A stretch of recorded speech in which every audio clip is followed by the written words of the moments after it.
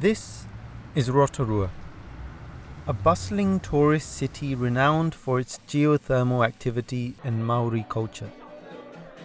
Situated in the heart of the North Island, the unique thermal activity has created beautiful geysers, bubbling mud pools, and hot thermal springs which attract both domestic and international travellers. On a cold winter morning in June, we set off on a 200-kilometre journey for Rotorua from Masjid Baitul Muqit in Auckland. Our goal was to experience and learn more about this beautiful city.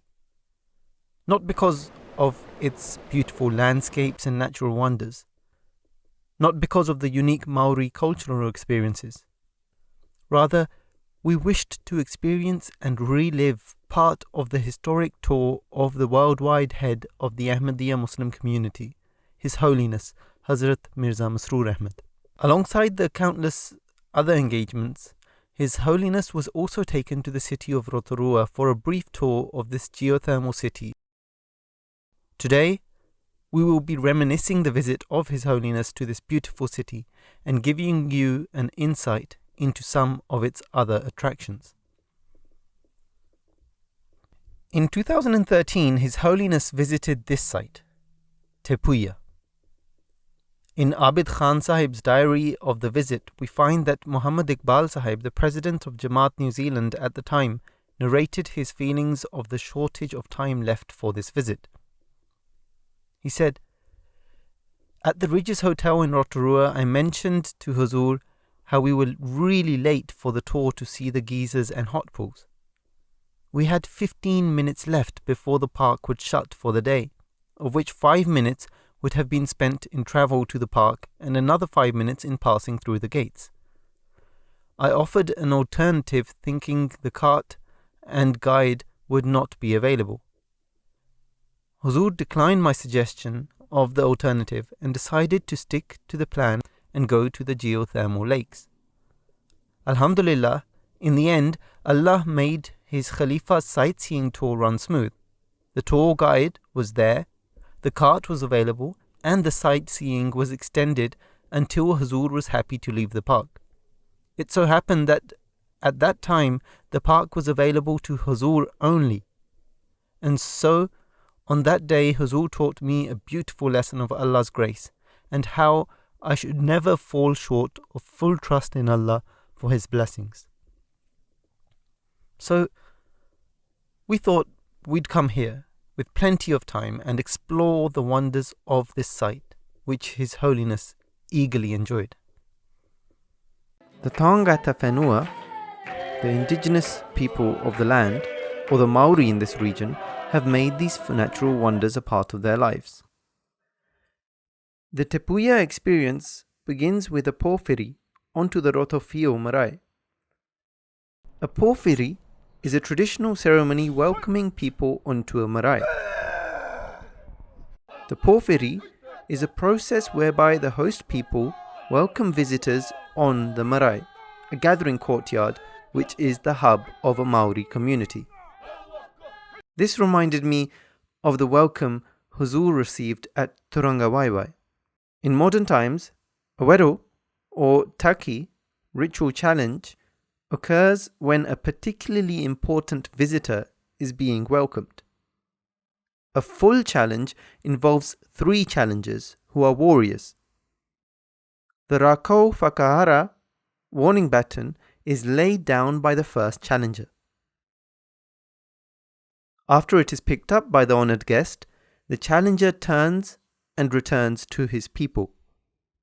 This challenger then leads the party onto the marae. After the formal welcome, we were part of the extended whānau, or family. We were now invited inside the beautifully carved wharenui, or meeting house, to experience a traditional and unique cultural performance.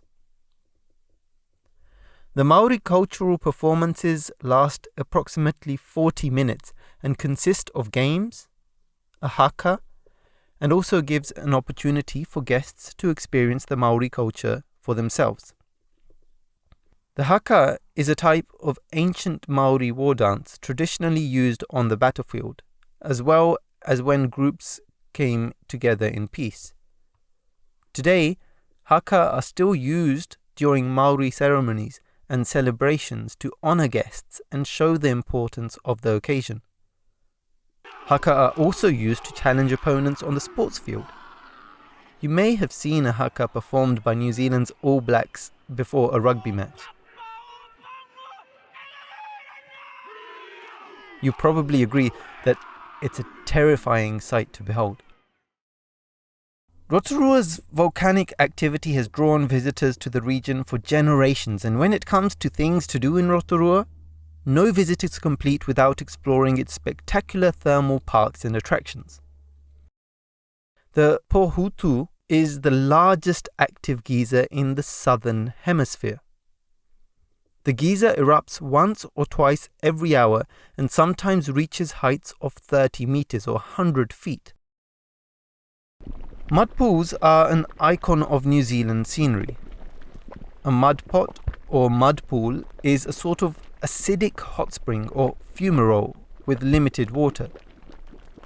Mud from thermally heated mud pools was used by Maori to treat a variety of ailments. Maori traditionally used thermal mud to treat cuts and burns. The fine acidic mud contains many different minerals, and it was found to help the skin heal and rejuvenate. Thermal mud was used to treat arthritis and rheumatism and to cleanse skin. Te Puia's Kiwi House contains a nocturnal enclosure where one is able to come face to face with New Zealand's famous flightless bird and national icon, the kiwi. At Te Puia, you can see kiwi close up and learn how these extraordinary endangered birds are protected. There are 5 species of kiwi. The kiwi at Te Puia are brown kiwi. The kiwi has large, strong legs, sharp claws, and a long beak. Its feathers are shaggy. The kiwi's egg is huge, and females lay only one at a time. Years ago, there were about 12 million kiwi, but today there are fewer than 100,000, and this national icon is endangered. Maori have always regarded the kiwi as a special bird. They believed it to be the hidden bird of Tane Mahuta, the god of the forest. Kiwi feathers were woven into beautiful cloaks, which were worn only by chiefs. The name kiwi is believed to have been inspired by the kiwi, a tropical bird with a long beak found in Polynesia that resembles the kiwi. The kiwi bird is an important cultural icon to all New Zealanders who call themselves Kiwis. In the late 1800s, the kiwi started being used as a trademark and featured on one of the first pictorial stamps issued. During the early 1900s, New Zealand was depicted in sporting and other cartoons as a kiwi. During the First World War, New Zealand soldiers started being referred to as Kiwis. The term has remained popular until today. As we came to the last stop at Te Puia, we were able to see some Maori arts and crafts in progress too.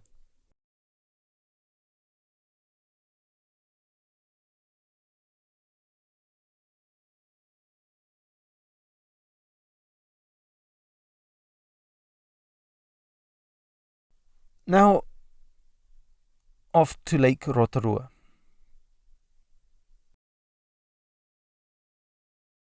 This was a lake I really wanted to visit. To me, there was nothing special about the legends and stories about this lake in Maori culture. The only thing of value to me was that His Holiness spent an hour or so here.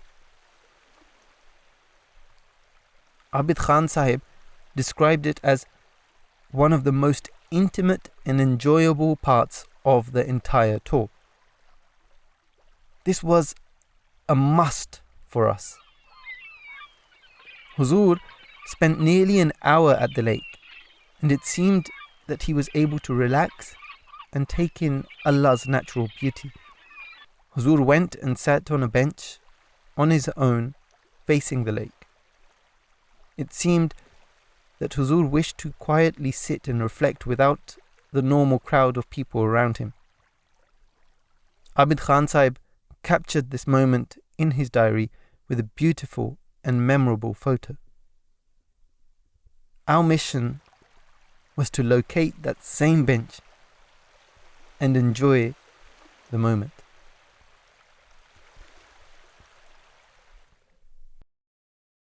As we woke the next morning, we were reminded of our presence in this city. There is a strong, pungent smell in the city which comes from the emissions of hydrogen sulfide. Therefore, one of the nicknames of Rotorua is Sulphur City. However, we got used to the smell very quickly and set off for some other sites. Our first stop today was Watoto.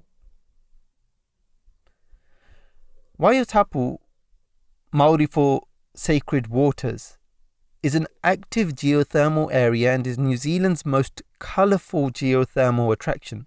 It is an area in which the landscape has been sculptured by geothermal activity and where unique volcanic features can be viewed from well-defined tracks. Due to dramatic geothermal conditions beneath the earth, the area has many hot springs noted for their colourful appearance, including the Lady Knox Geyser, Champagne Pool, Artist's Palette, and boiling mud pools. These can mostly be viewed through access by foot.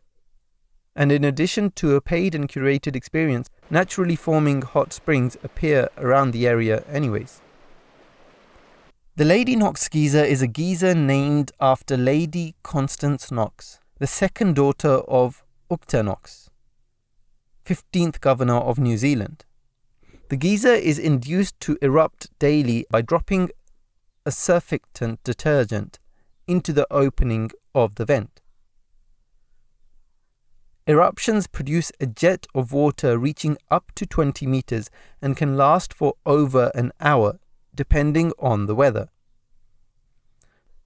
The Champagne Pool is the largest hot spring in New Zealand, measuring 65 meters in diameter and 62 meters deep, with a surface temperature of 74 degrees Celsius.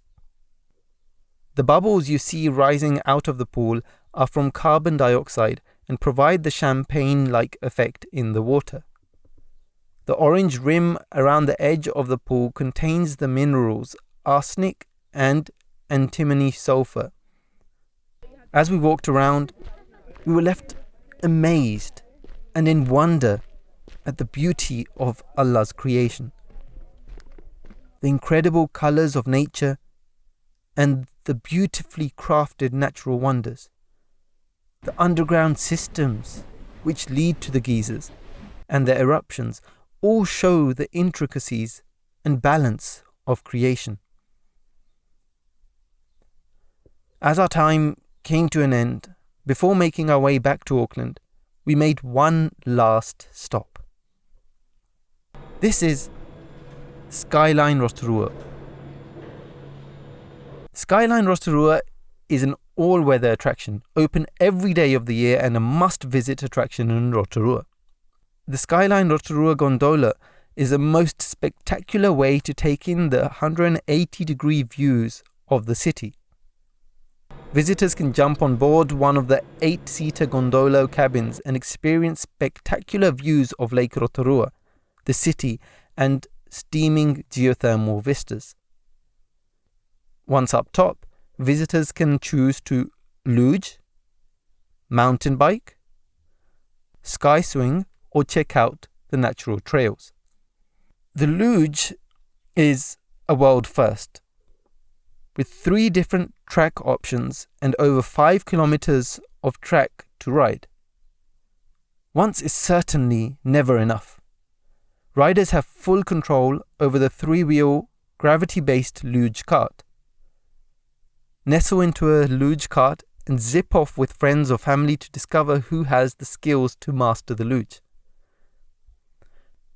This was a very enjoyable experience and a must-do for anyone visiting Rotorua.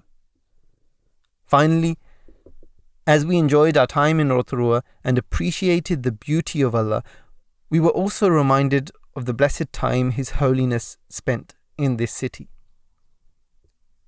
As we made our way back towards the mosque, we wished that His Holiness will once again bless the shores of New Zealand soon, inshallah.